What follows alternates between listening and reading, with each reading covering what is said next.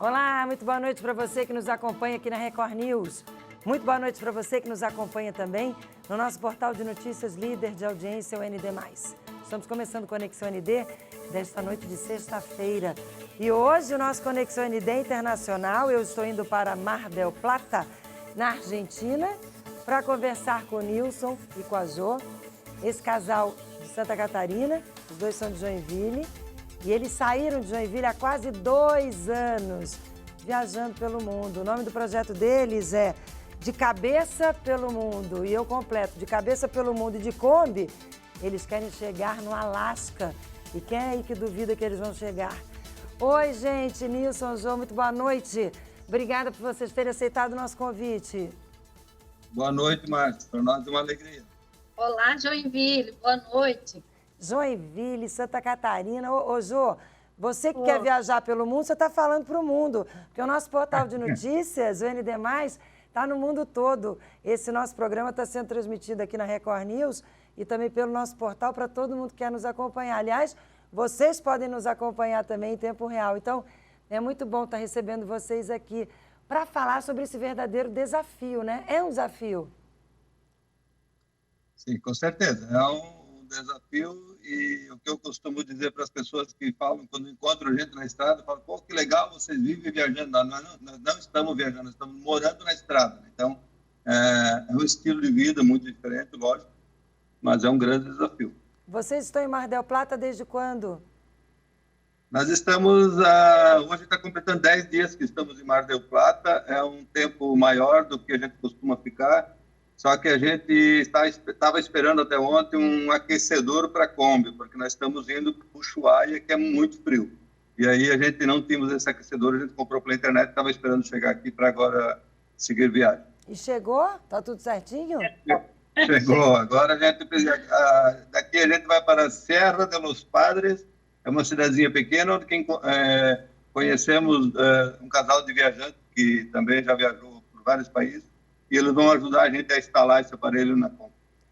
Gente, ô Jô, e você que é cabeleireira, precisou cortar o cabelo para facilitar banhos e companhia limitada ou não? Como é que foi? O que mudou na vida de vocês? Eu começo com essa pergunta para a Jô, para vocês se adaptarem nesses 2 anos pelo mundo. Eu fui pelo lado mais prático, né? Antes eu era bem loira, então o loiro sem condições de cuidar na estrada, né? Estou com ele bem natural, do jeito que ele tá, é o meu cabelo mesmo, eu que corto, o do Nilson também, eu corto, então a gente faz tudo mais prático, mais básico, mas tira de letra. Eu já tive a barba grande também, e tive que abrir mão da barba por conta dos cuidados, mas a gente convive com pouca água, né? Então a gente tem que economizar água porque não é uma casa fixa, né? Gente, é muito bom. A gente pediu naturalmente para eles fazerem um vídeo mostrando a casa deles, que é a Kombi. Aliás, a Kombi se chama Cabeçuda? É isso? Ela tem nome? Isso, é a Kombi Cabeçuda. E por que tem esse nome? Porque eu sou apaixonada por tartaruga e a Cabeçuda é uma tartaruga marinha muito grande. Então, o nome da tartaruga é Cabeçuda e se encaixou com a nossa Kombi também. Bom, então eu vou convidar o telespectador e vocês que obviamente estão nos acompanhando para a gente conhecer. Eles já conhecem bem, óbvio, mas você que está em casa com certeza está curioso. Vamos conhecer a Cabeçuda? A produção rodou. Esta é a nossa cama. Aqui está montado o modo quarto da casa. E uma cama bem confortável. Dormimos melhor aqui do que quando nós estamos numa cama em uma casa fixa. Aqui é a nossa lavanderia. A gente lava a roupa e estende nesse varalzinho aqui pequeno.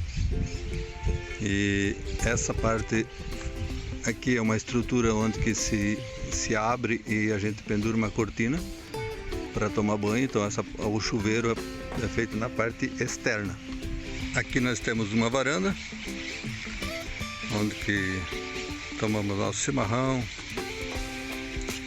e aproveitamos a vista de todos os quintais que estamos. Temos um fogão com forninho. Aqui é a nossa cozinha e temos uma geladeira. A cama da noite durante o dia vira sala. em cima da Kombi temos uma caixa de água e um painel solar que nos alimenta aí a energia na estrada. Somos totalmente autônomos de energia. A casinha é pequena, mas o quintal é grande.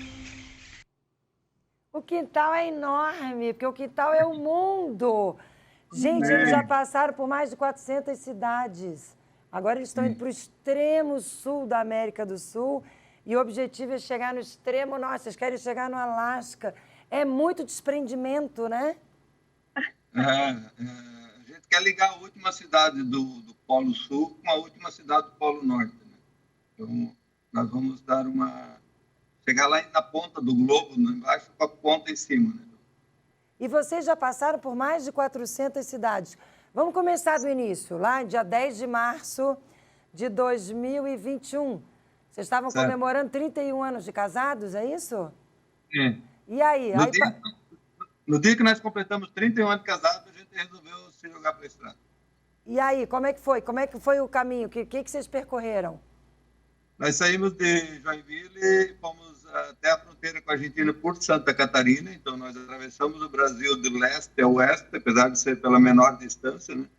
E aí a gente foi de Santa Catarina, oeste de Santa Catarina, subiu o oeste do Paraná, oeste Mato Grosso do Sul, entrou no Mato Grosso do Sul, oeste de São Paulo, Minas Gerais, fomos para o Rio de Janeiro, voltamos para Minas, subimos pelo litoral, para o Espírito Santo até Aracaju, mergulhamos no sertão nordestino, conhecemos todo o sertão nordestino, e aí depois voltamos para o litoral João Pessoa, subimos até Fortaleza, pelo litoral, e depois descemos para o sertão do Ceará de novo. Aí fomos para o Piauí, fomos para Lençóis Maranhenses, até São Luís do Maranhão, e depois começamos a descer de Pará, Tocantins, Goiás, Brasil, passamos por Brasília, Mato Grosso do Sul, e passamos por Joinville de volta.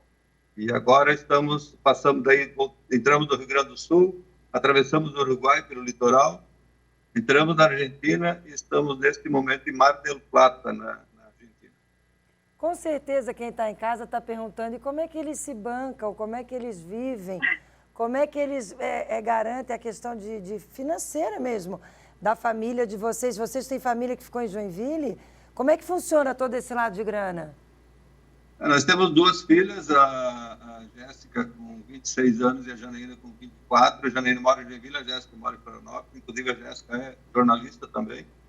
E a Janaína ficou morando na nossa casa, nós não vendemos a nossa casa, nós temos um porto seguro para voltar se precisar.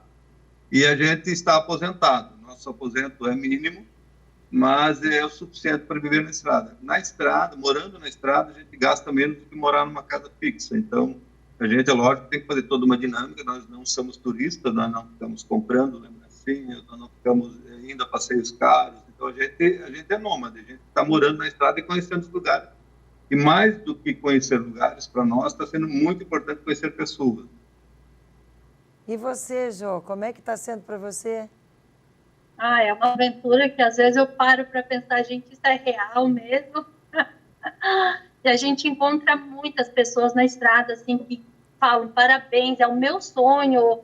A gente sabe que é o sonho de muita gente, sabe, assim, quando a gente pega um dia lindo, assim, uma BR, assim, eu penso, gente, a quantia de pessoas que gostariam de estar no lugar da gente. Então, a gente é privilegiado mesmo de estar fazendo uma aventura dessa.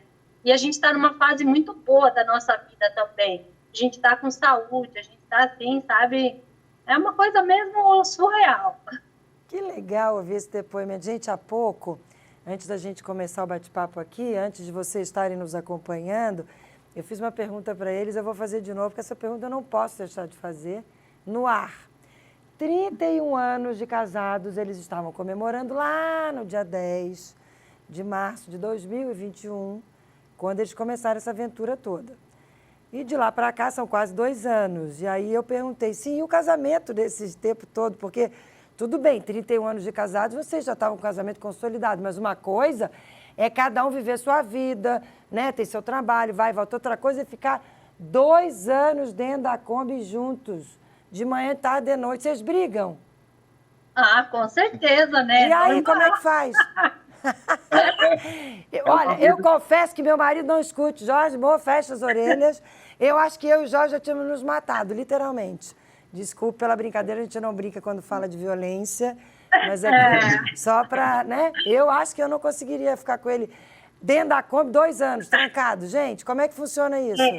E a gente ainda tira tempo de manhã para tomar o chimarrão, a gente fica sentado de frente um com o outro, conversando, não pode pegar celular, não pode, tomando chimarrão e conversando, pode isso? O chimarrão para nós é algo sagrado, então de manhã e no final da tarde a gente toma chimarrão, a gente tem costume de ir diariamente tomar chimarrão.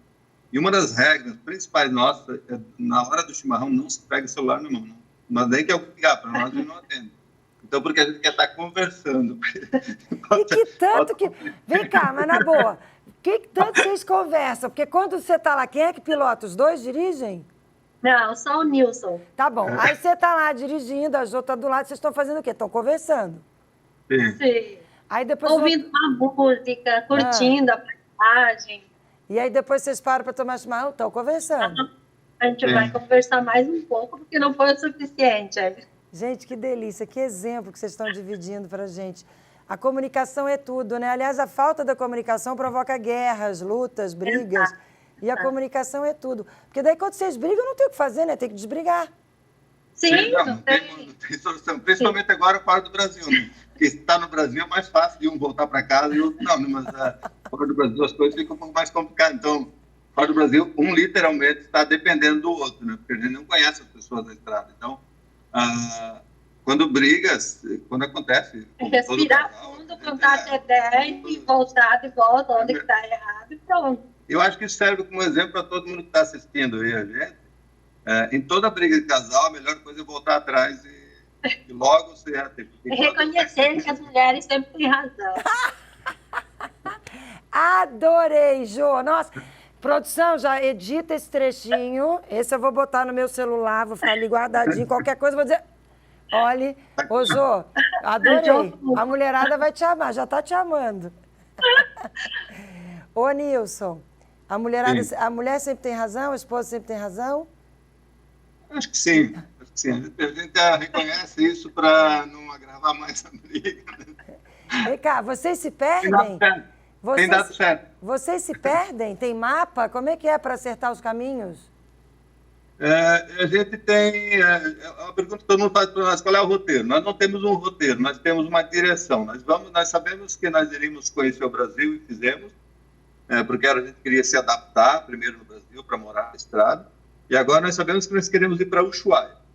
Então, o caminho até Ushuaia, nós não temos um traçado, vamos lá em tal cidade. Eu sei, por exemplo, a próxima cidade que eu vou.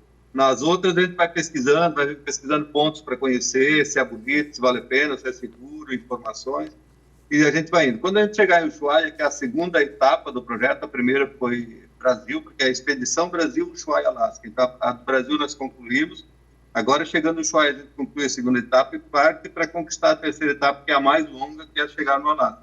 Mas como é que vocês definem o roteiro? Vocês se perdem? Vocês têm mapa? Como é que define isso?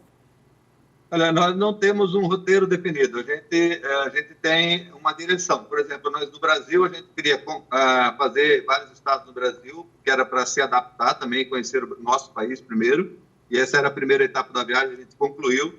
A segunda etapa da viagem é chegar em Ushuaia, e a terceira etapa, que é mais longa, é chegar no Alasca. Porém, por exemplo, daqui onde nós estamos até Ushuaia, nós não temos, eu sei a próxima cidade que eu vou, a gente vai até Bahia Blanca. Depois disso, as próximas cidades a gente vai pesquisando na internet, se é bonito, se é seguro, se tem lugar para ficar, se tem... a gente pede muito para as pessoas locais que moram, o que vocês acham de conhecer aquele lugar. Então, as pessoas vão dando dica para nós, a gente vai costurando um roteiro no caminho. Nós não temos assim, nada planejado de cidade por cidade, nós temos a direção que nós damos e a gente vai... É lógico que, por exemplo, eu peguei em cada país, porque nós vamos passar por 18 países, eu peguei em cada país que a gente vai passar, eu marquei pontos que nós não podemos deixar de visitar. Então, são alguns pontos famosos, alguns pontos turísticos. Tá? A gente não é muito de cidade grande, a gente prefere mais interior, povoados pequenos. Aqui na Argentina eles chamam de pueblos, Então, a gente gosta muito de estar nesses lugares pequenos que tem um contato maior com as pessoas locais. E como é que as pessoas recebem vocês? Tem pessoas que viraram amigas de verdade, pessoas que estão acompanhando vocês, que continuam perguntando onde é que vocês estão, acompanhando a viagem, como se estivessem viajando com vocês? Sim, para nós foi uma surpresa isso, nós não sabíamos que ia ser dessa forma.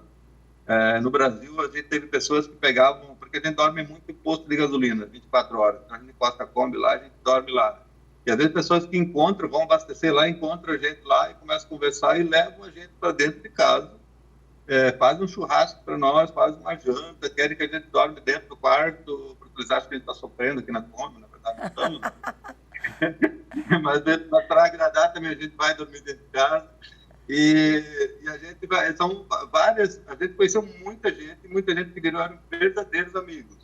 Inclusive aqui, nós estamos num parque, aqui a Argentina tem muitos parques municipais que é gratuito, a gente fica ali, tem a parrilha, que é a churrasqueira ali, e teve pessoas que descobriram a gente ali e vieram fazer à noite um churrasco para nós aqui no parque, aqui, então é algo muito interessante. No quintal de vocês, né? No quintal da gente. No semáforo, ontem também, a gente estava no centro, um cara com uma caminhonete buzinou, o Nilson olhou, ele abaixou o vidro, ele deu dinheiro pra gente. Ele falou, para ajudar vocês, que eu gosto muito disso, eu ainda quero também fazer isso, deu 1.000 pesos para nós, que equivale mais ou menos a R$15. Olha... Depois a gente acabou, numa outra esquina para frente, algumas quadras para frente, a gente acabou dando esse dinheiro para um catador de papelão que a gente estava ali. Então, acho que entendemos que o dinheiro não era para nós, né? Foi um intermédio para chegar a esse catador. Que bacana.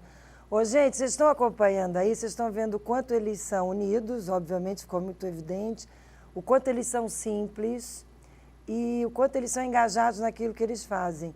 Porque além dessa viagem ser uma viagem pelo mundo, eles têm um propósito também, que eu vou deixar para conversar no próximo bloco do nosso programa de hoje. Porque o Nilson, ele foi gerente de uma ONG que atendia crianças e adolescentes. E a Jo, cabeleireira, como eu já falei há pouco. E hoje, nessa viagem que eles estão fazendo pelo mundo, eles também estão levando uma campanha de conscientização contra, principalmente, a exploração sexual de crianças e adolescentes. E como é que eles estão fazendo isso?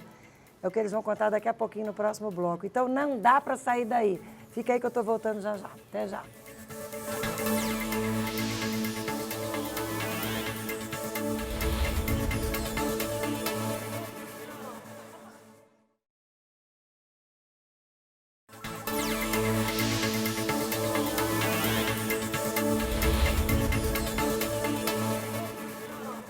Estamos de volta com o nosso Conexão ND desta noite de sexta-feira. Estou tendo o prazer de conversar aqui com o Nilson e com a Jo, casal de Joinville, casal aqui de Santa Catarina, que há quase 2 anos está na estrada.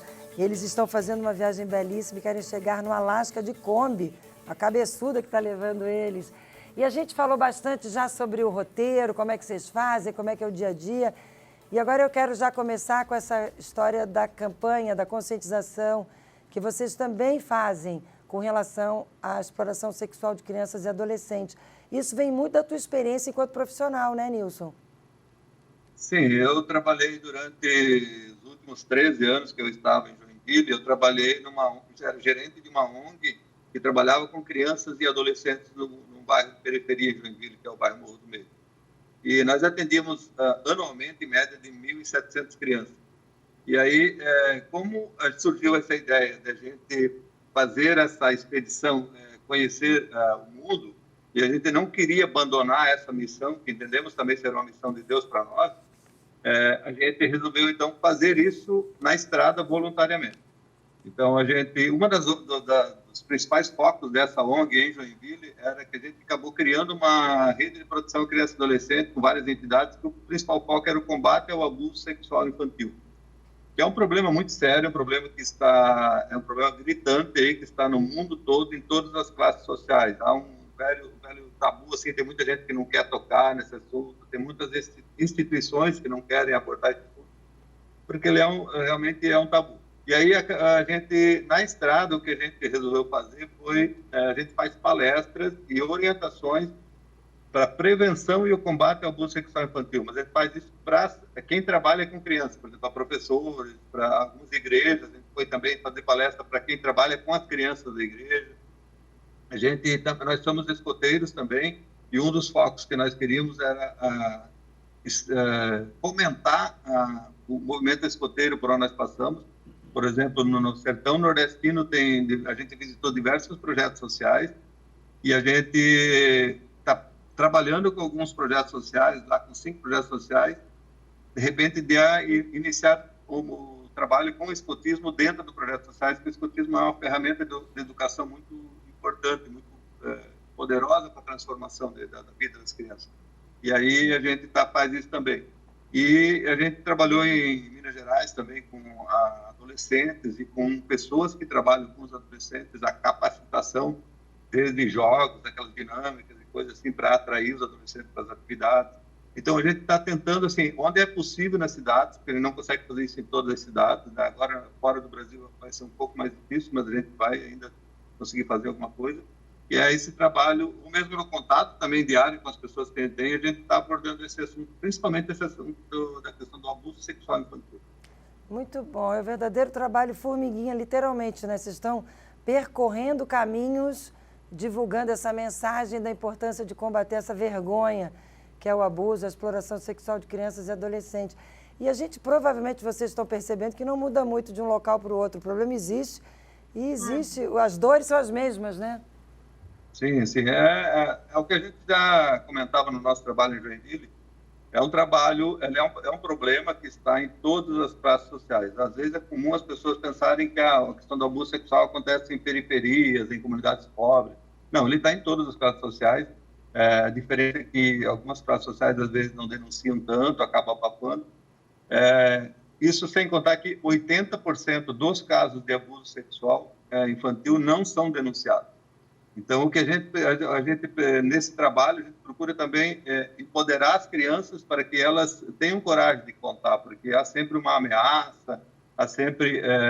as crianças, elas não têm confiança, às vezes, alguém de confiança para contar. E, às vezes, quando a única pessoa de confiança para elas contarem sobre que estão sendo abusadas em casa pode ser um professor. Mas esse professor ele precisa estar preparado para receber essa denúncia, porque ele tem que saber o que ele vai fazer depois com essa denúncia. Ele não pode revitimizar a criança, como já aconteceu em alguns casos de a professora recebeu a denúncia da criança, mas ele chama mais 4, 5 professores, outras pessoas para testemunhar, porque ele não quer levar a bronca sozinho, ele não quer assumir essa responsabilidade sozinho, e daí revitimiza a criança novamente. Então, isso tudo não pode acontecer. O professor que recebe a denúncia, ele tem que levar essa denúncia para frente, considerando que aquela palavra da criança é verdadeira. Bom, quem vai investigar se é ou não é, depois são os órgãos competentes.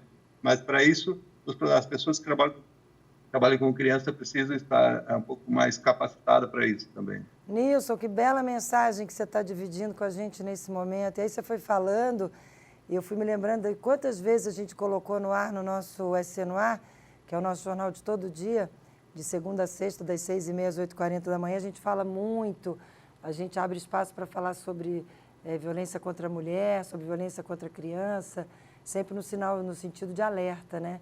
E a gente fala muito sobre isso. E outro dia a gente trouxe uma história de uma criança que entregou para o motorista do transporte escolar um bilhetinho pedindo ajuda, porque estava sendo agredida, violentada pelo padrasto. Então, assim, como é importante realmente as pessoas estarem preparadas, como é importante a gente falar sobre esse assunto. Que bonito tem esse viés da viagem de vocês também.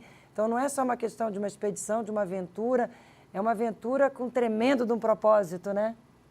Sim, e nós trabalhamos em Joinville porque nós temos um coral, essa ONG tem um coral dentro de 3 escolas em Joinville, escolas públicas, e tinham mais de 1.700 crianças que participavam desse coral. E nós, todo ano, trabalhávamos uma cantata com esse coral. E teve um ano que a gente trabalhou uma música que é O Meu Corpo é um Tesourinho, que é o diálogo de uma filha com o pai, que o pai orienta elas, que é para contar para o papai, para o vovô, para quem for, para o professor, se alguém tocar nela, se alguém fizer alguma coisa assim.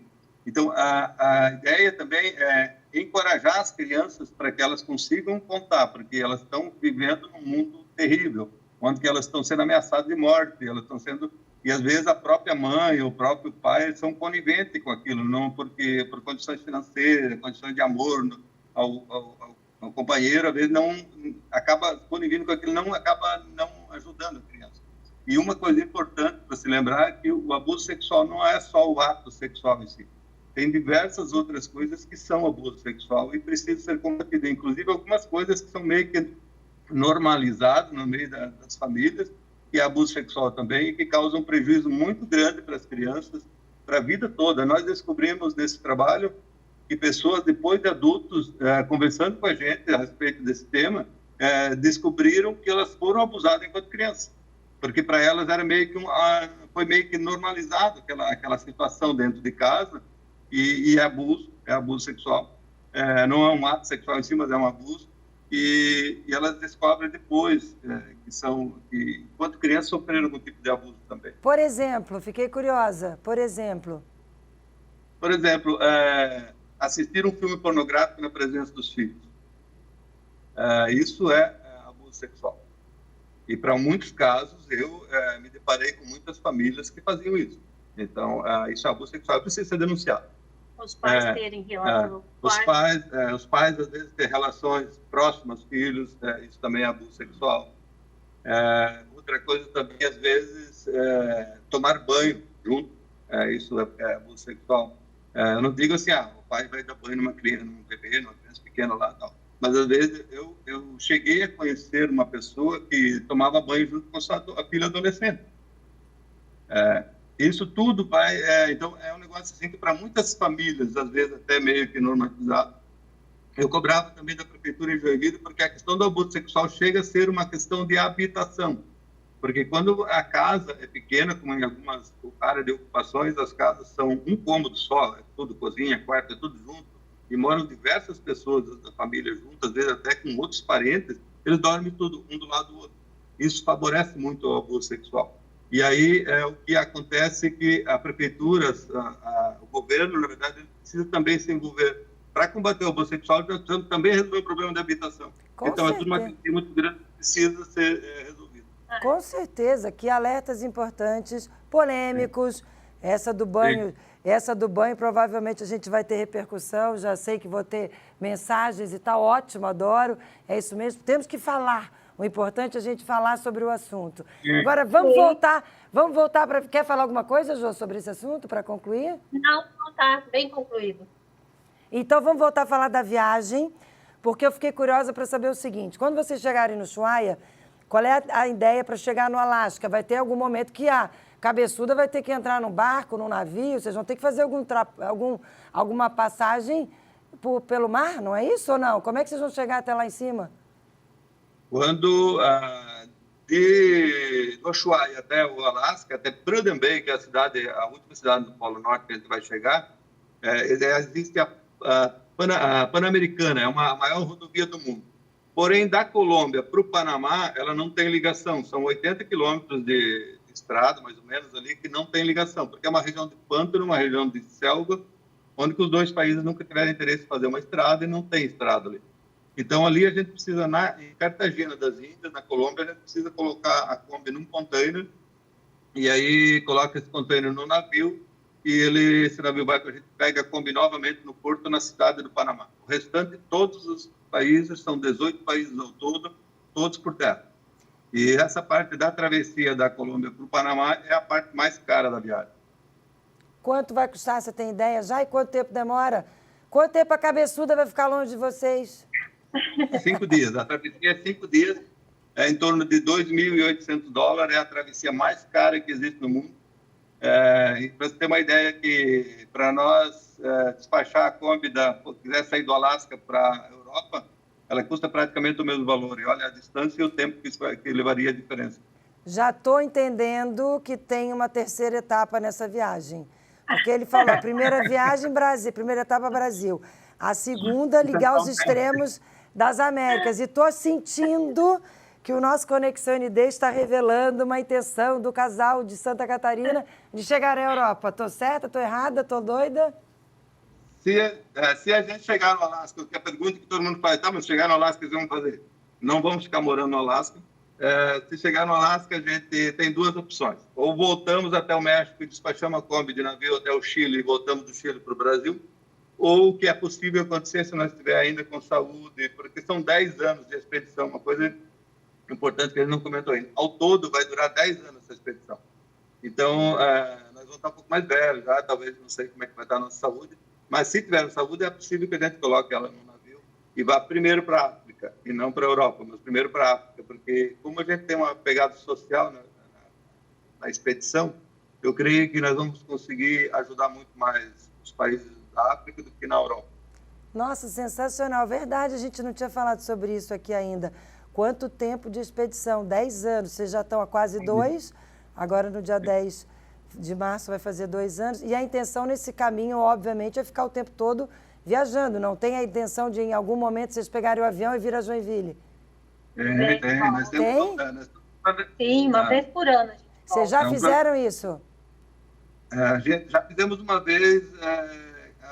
As nossas 2 filhas, quando elas pegarem férias, elas vão até onde nós estamos.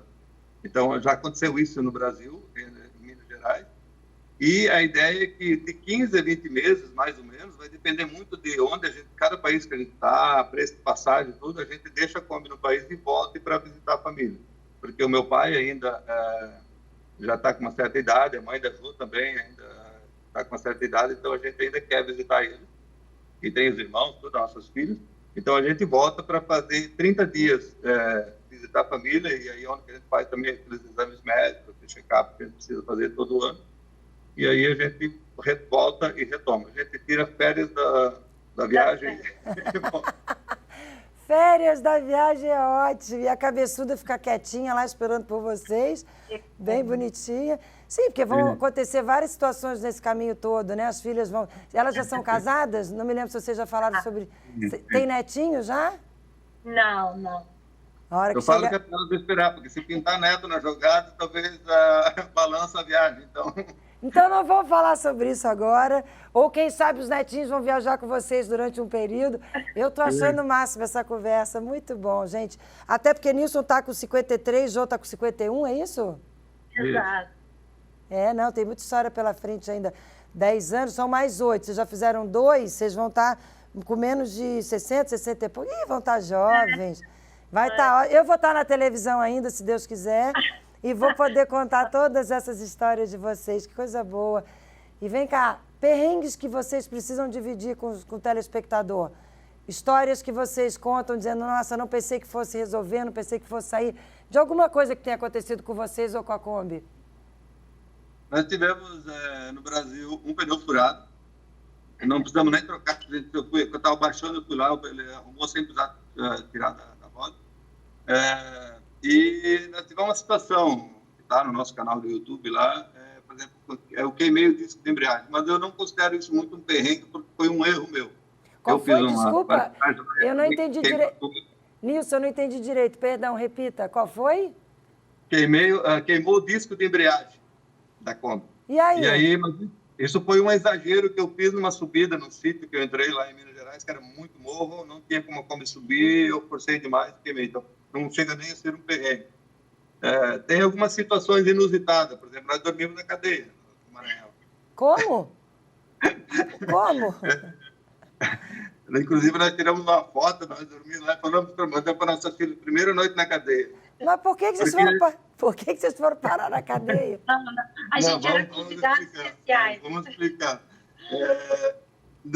Algumas cidades antes, um rapaz que conheceu a gente no posto de gasolina, ele conhecia o comandante da polícia de uma cidade que nós iríamos passar no interiorzão do Maranhão. Assim. E aí ele entrou em contato com o comandante lá e passou nosso telefone e tal. E quando nós chegamos na cidade, nós passamos uma mensagem, nós já estamos na cidade, porque achei que ele queria conhecer a gente. Eu falei, vem aqui para a delegacia, aqui tá. Aí fomos lá, eles fizeram café da tarde para nós, junto com a polícia toda lá. Levaram nós para jantar, jantamos junto com a polícia no restaurante que tinha lá na rodoviária e tomamos café da manhã. E eles arrumaram os colchões, que estavam muito quentes, né? Eles arrumaram os colchões dentro da delegacia, lá no escritório deles, no chão, com ar-condicionado e tudo, e dormimos na cadeia. Não, tudo bem, estava na cadeia, mas estava fresquinho, está valendo a pena. Que coisa. Estava uma sala especial para nós. Gente, muito bom. Acreditem se quiser, o nosso encontro está chegando ao fim, está terminando o nosso Conexão ND dessa noite de sexta. Obrigada pela companhia deliciosa de vocês, tantos ensinamentos, tantas mensagens que vocês estão trazendo aqui para a gente, mas eu ainda quero fechar com uma mensagenzinha rapidinha de cada um, Vou começar com o Nilson, vou fechar com a Jo, porque mulher tem sempre razão, então vou terminar com ela. Nilson, sua mensagem para quem está nos acompanhando nessa noite. Que as pessoas acreditem nos seus sonhos. Nós acreditamos numa coisa que antes para nós era só um sonho e a gente acreditou que era possível. Porque às vezes a gente encontra muita gente, pessoas na estrada, é o meu sonho, mas o que está fazendo para tirar esse sonho do papel, né? Então é colocar em prática, porque todo sonho é possível, com planejamento. É lógico que ninguém pode sair para a estrada baseado na nossa história, sair para a estrada achando que vai dar certo para todo mundo. Tem que ter planejamento. E quem quiser acompanhar a gente, nós temos Instagram e canal do YouTube, De Cabeça pelo Mundo. É muito importante que as pessoas se inscrevam lá, porque eles vão estar ajudando a gente. Quanto mais seguidores a gente tiver no YouTube, no Instagram, mais as pessoas vão poder, na estrada, nos acolher, vão confiar mais e tal. Então, De Cabeça pelo Mundo, é as nossas redes sociais. Que bacana. Jo, e você, fecha esse nosso bate-papo com uma mensagem linda para quem está com a gente nessa noite. Viajando com vocês, porque com certeza as pessoas viajaram junto. Que as mulheres possam se desprender um pouquinho de casa, que não tenham medo do novo. A gente é forte, é guerreira, a gente tira de letra. Não tenha medo dos perrengues que podem vir. A gente vai superando e tudo é muito gratificante, muito bom. O mundo é muito grande, né? O quintal é enorme, né? Que quintal enorme para a gente explorar.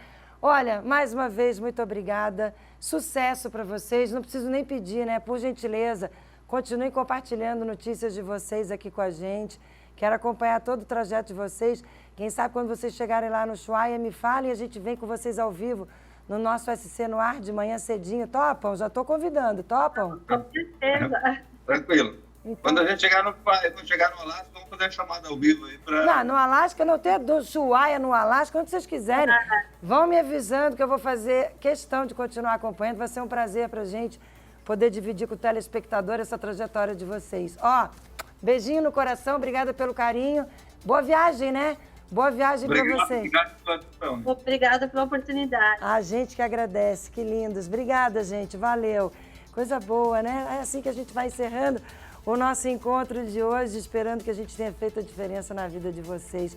Aproveitem esse restinho de noite, curtam o final de semana e vou fazer aquele convite sempre. Segunda-feira cedinho, 6h30 da manhã, eu e minha equipe estaremos esperando no nosso SC no ar. Venham nos acompanhar.